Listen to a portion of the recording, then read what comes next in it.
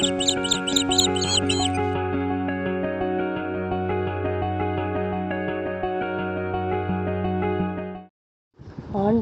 இனிய நாமத்தில் உங்களை சந்திப்பதில் மிக்க மகிழ்ச்சி அடைகின்றேன்.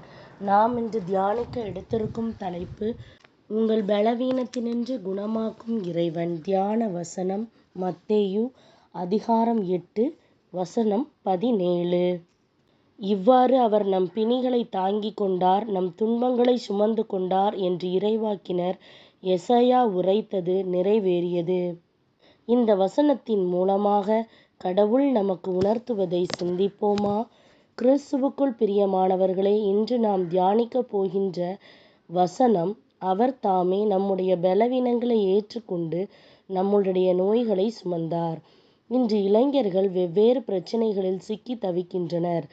எவ்வளவோ முயற்சித்தும் அவர்களால் அந்த பிரச்சனைகளிலிருந்து வெளிவர முடிவதில்லை. சிலர் மாத கணக்கிலும், வேறு சிலரோ வருட கணக்கிலும் பிரச்சனைகளால், பலவீனங்களால் பிடிக்கப்பட்டு அவற்றுக்கு அடிமைகளாக வாழ்ந்து கொண்டிருக்கின்றார்கள். இளமையிலேயே கொடிய நோய், வேலையில்லாத நிலை, படிப்பில் தோல்வி, தவறான பழக்கம் என்று வெவ்வேறு விதமாக சாத்தான் இளைஞர்களை பிடித்து வைத்திருக்கின்றான். இவை அத்தனையுமே பலவீனங்கள்தான். அவை சாத்தானால் கொண்டு வரப்படுபவை. ஐயோ, இந்த வயதில் இப்படிப்பட்ட பலவீனமா? இதுதானே நான் வாழ வேண்டிய வயது என்று புலம்புகின்றீர்களா? நான் படித்து இத்தனை வருடங்கள் கடந்து விட்டதே, இனி எப்போது வேலை கிடைத்து எனக்கென்று ஒரு வாழ்க்கையை தொடங்குவது என்ற கேள்வி இரவெல்லாம் தூங்க விடாமல் உங்களை துளைத்து கொண்டே இருக்கின்றதா? என்னுடன் படித்தவர்கள் எல்லோரும் பாஸாகி விட்டார்களே, நான் இத்தனை பாடங்கள் இனி எப்படி எழுதி தேர்ச்சி பெற்று வருவது என்று திகைத்து போயுள்ளீர்களா? என்று மறுபக்கம் மட்டும் தெரிந்துவிட்டால் வெளியில் தலை காட்ட முடியாதே என்ற அந்தரங்க பாவங்களை குறித்து அங்கலாய்க்கின்றீர்களா? உங்களை சிறைப்படுத்தி வைத்திருக்கும் கட்டுகளை யார் அறுப்பார்கள் என்று உதவிக்காக ஏங்கிக் கொண்டிருக்கின்றீர்களா? உங்களுக்கு ஒரு நம்பிக்கையின் செய்தியை சொல்ல விரும்புகின்றேன். ஆண்டவர் இயேசு ஒரு பெண்ணை சந்திப்பதை குறித்து லூக்காவில் வாசிக்கின்றோம். 18 வருடமாய் பலவீனப்படுத்தும் ஆவியை கொண்ட ஒரு பெண் அங்கே இருந்தாள். அவள் எவ்வளவும் நிமிரக்கூடாத கூனியாய் இருந்தாள். அந்த பெண்ணின் உடலில் மிகப்பெரிய பாதிப்பு இருந்தது.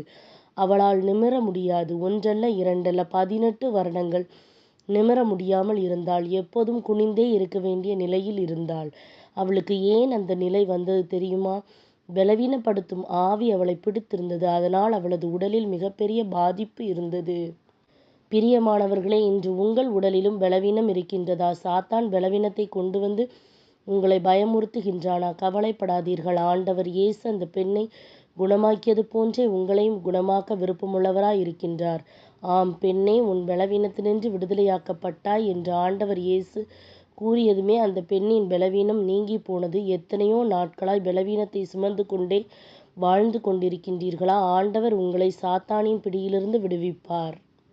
ஏன் ஆண்டவர் நம்மை விடுவிக்கிறார் தெரியுமா? ஏனெனில் அவர் நம்மோடு உடன்படிக்கை செய்திருக்கின்றார். விசுவாசிகளின் தகப்பனாகிய ஆபிரகாமை திரளாக பெருகச் செய்வதாக பிதாவாகிய இறைவன் உடன்படிக்கை செய்தார்.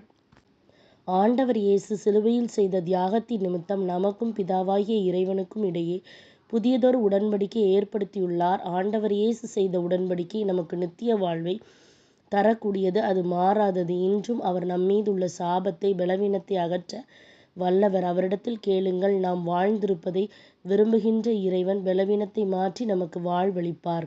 நமக்கு விரோதமாக சாத்தான் கொண்டு வரும் சகல தடைகளையும் உடைத்து ஆசீர்வாதத்தை சுதந்தரிக்க செய்வார். சிந்திப்போம், வாழ்வாக்குவோம். நாம் ஜெபிக்கலாமா? அன்புள்ள இயேசுவே, என்னிலுள்ள பலவீனப்படுத்தும் ஆவியை மாற்றி என்னை பலப்படுத்தும்.